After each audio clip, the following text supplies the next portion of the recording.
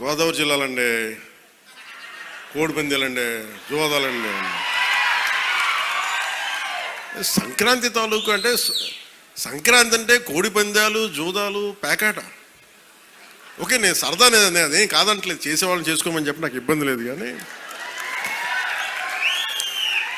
అంటే నేను తెలంగాణ స్నేహితులు కూడా చెప్తా ఉంటాను. హైదరాబాద్ నేనే ఇంట్లో ఉంటే, నేను హైదరాబాద్లో ఉంటే ఇప్పుడు 10 years బ్యాక్ మేము ఎక్కడికి వెళ్తా అంటే మేము భీమవరం వెళ్ళిపోతామండి, లేదంటే మేము తూర్పుగోదావరి వెళ్ళిపోతాం. దేనికి అంటే మేము అక్కడ ఈ కోడి పందాలకి ఎంత డబ్బులు వేస్తారని నాకు తెలియదు, కూడా తెలియదు. నాకు అప్పుడు అర్థమైంది.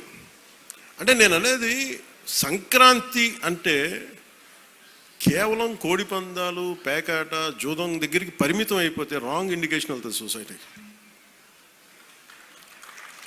ఇంకెక్కడ వెళ్ళాం మనం.